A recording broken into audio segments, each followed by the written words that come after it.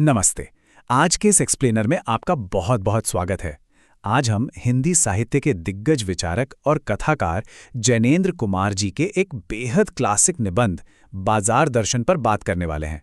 अब देखिए, ये कोई आम कहानी नहीं है। ये असल में हमारे दिमाग यानी उपभोक्तावाद के मनोविज्ञान और बाजार द्वारा हमारी इच्छाओं को कंट्रोल करने के तरीके का एक बहुत ही गहरा विश्लेषण है। ये निबंध लिखा तो दशकों पहले गया था, लेकिन जरा सोचिए, आज के इन चमचमाते शॉपिंग मॉल्स और ऑनलाइन कार्ट्स के जमाने में ये पहले से कहीं ज्यादा सटीक बैठता है। तो चलिए सीधे गहराई में उतरते हैं और डिकोड करते हैं कि आखिर ये बाजार हमारे दिमाग के साथ कैसे खेलता है।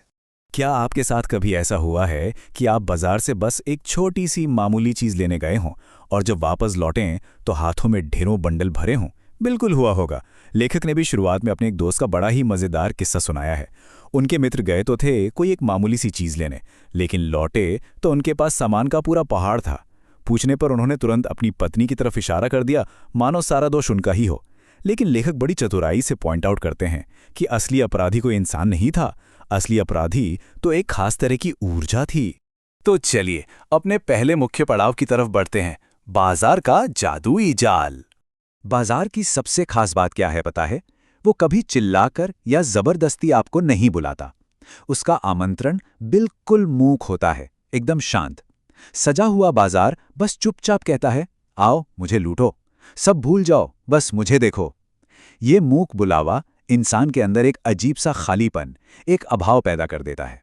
जब हम किसी सजे धजे शोरूम के सामने खड़े होते हैं ना, तो अचानक लगने लगता है कि हमारे पास जो भी है वो काफी नहीं है, हमें और चाहिए। बाजार बड़ी चालाकी से ये भ्रम पैदा कर देता है कि दुकानों में रखी इन चीजों के बिना तो जीवन एकदम अधूरा है।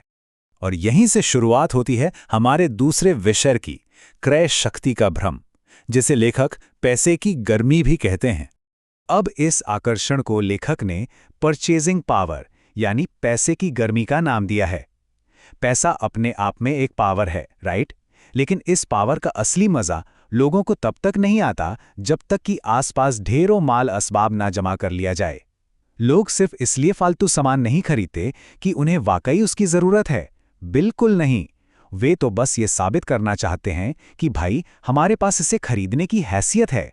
असल में ये खरीदारी एक तरह का दिखावा है जो इंसान के भीतर गर्व और अहंकार को कूट कूट कर भर देता है। लेकिन जरा रुकिए, क्या हर कोई पैसे को सिर्फ खर्च करके ही इस पावर का मजा लेता है? जी नहीं। लेखक ने यहां दो तरह के लोगों की बड़ी दिलचस्प तुलना की है। एक वो हैं जो अपना रुतबा दिखाने के लिए अनाप शनाप चीजें खरीदते हैं, और दूसरे वो जिन्हें समाज संयमी कहता है। ये लोग पैसे उड़ाते नहीं हैं, बल्कि उसे तिजोरी में जोड़ते जाते हैं। लेकिन मजेदार बात यह है कि ये दोनों ही तरह के लोग अंततः एक ही चीज के कंट्रोल में हैं, और वो है परचेजिंग पावर का अहंकार। एक संयमी इंसान का मन भी अपना भारी भरकम बैंक बैलेंस देखकर गर्व से फूलता रहता है। यानी दोनों ही सूरतों में पैसा ही इंसान पर हावी है। अब आते हैं इस पूरे खेल के मनोवैज्ञानिक पहलू पर। तीसरा भाग, खाली मन बनाम भरा मन। बाजार का ये जो जादू है ना, ये सीधे हमारी आंखों के रास्ते काम करता है। लेकिन ये सबसे ज्यादा खतरनाक तब होता है जब जेब भारी हो और मन खाली हो। अब इस खाली मन का क्या मतलब है? इसका सीधा सा मतलब है ये पता ही न होना कि हमें असल में जरूरत किस चीज की है। जब मन खाली होता है तो बाजार की हर एक चीज हमें जरूरी और बड़ी काम की लगने लगती है। लेकिन इसके बिल्कुल उलट है लक्ष्य निर्धारित मन। अगर किसी को एकदम क्लियर पता है कि उसे क्या चाहिए, तो यकीन मानिए बाजार का कोई भी रूप रंग या चमक दमक उस पर रत्ती भर भी असर नहीं डाल पाएगी। इस बात को गहराई से समझाने के लिए लेखक ने एक बहुत ही कमाल का रूपक इस्तेमाल किया है। उत्तर भारत में गर्मियों में जो झुलसा देने वाली गर्म हवा चलती है, उसे लू कहते हैं। बड़े बुजुर्ग हमेशा कहते हैं कि लू में बाहर जाना हो तो खूब सारा पानी पी कर जाना चाहिए। अगर शरीर के अंदर पानी है तो लू आपका कुछ नहीं बिगाड़ सकती।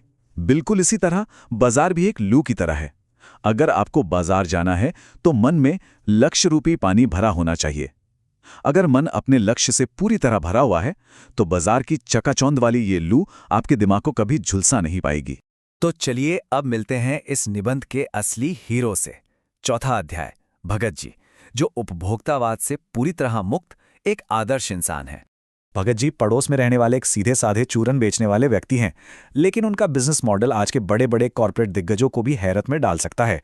वो दशकों से चूरन बेच रहे हैं, लेकिन उनकी एक बहुत ही सख्त शर्त है। वो एक दिन में केवल 6 आने ही कमाते हैं, बस 6 आने। जैसे ही उनकी कमाई पूरी होती है, वो बचा हुआ सारा बेहतरीन चूरन गली के बच्चों में मुफ्त बांट देते हैं। वो ना तो कभी किसी बड़े व्यापारी को माल बेचते हैं और ना ही कोई एडवांस ऑर्डर लेते हैं।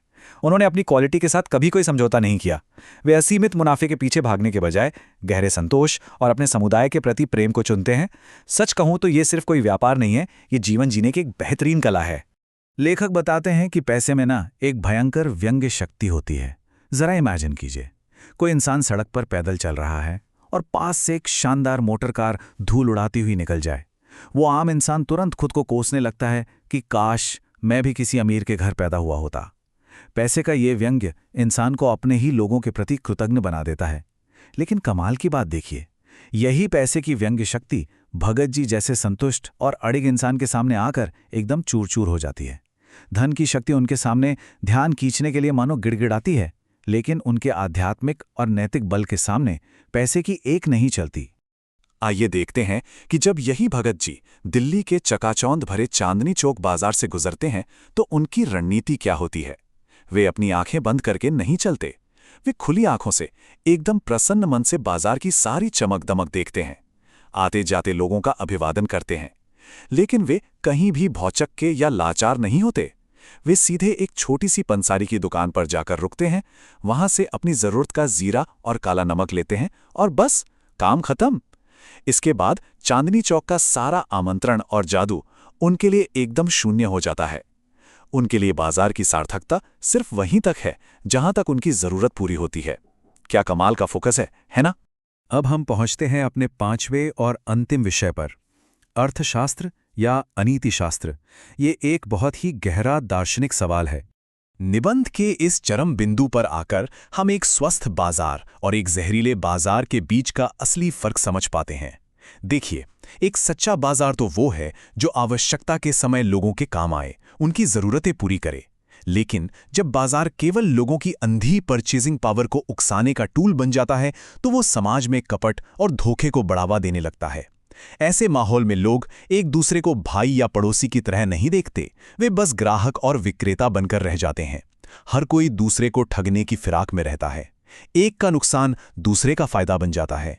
यहां जरूरतों का लेन देन नहीं होता, बल्कि सीधा सीधा शोषण होता है।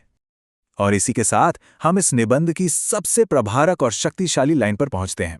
जैनेंद्र कुमार जी बिल्कुल स्पष्ट शब्दों में घोषणा करते हैं कि जो बाजार इस तरह के शोषण को पालता पोसता है और जो अर्थशास्त्र इस मायावी जाल को सपोर्ट करता है, वो असल में अर्थशास्त्र है ही नहीं। वो तो पूरी तरह से उल्टा और विनाशकारी है। वो अनीति शास्त्र है, यानी अनैतिकता का विज्ञान। ये एक ऐसा बाजार है जो मानवता के लिए महज एक विडंबना बनकर रह गया है। तो आज के इस एक्सप्लेनर के अंत में हम एक बहुत ही गहरे दार्शनिक विचार के साथ इस सफर को विराम देते हैं। अगली बार जब बाजार की चकाचौंध आपको अपनी ओर खींचे या जब भी कोई चीज़ अपने ऑनलाइन कार्ट में ऐड करने का मन करे, तो बस एक पल के लिए रुककर ये ज़रूर सोचिएगा, क्या मेरा ये कदम किसी सच्ची ज़रूरत को पूरा कर रहा है या फिर ये सिर्फ उस खाली मन की उपज है जो बाजार के मूक जादू और परचेजिंग पावर के अहंकार में फंस गया है। बाजार दर्शन का ये पाठ हमें सिर्फ एक अंधा उपभोक्ता बनने से रोकता है और एक जागरूक इंसान बनने की प्रेरणा देता है। सोचिएगा ज़रूर। आज के लिए बस इतना ही।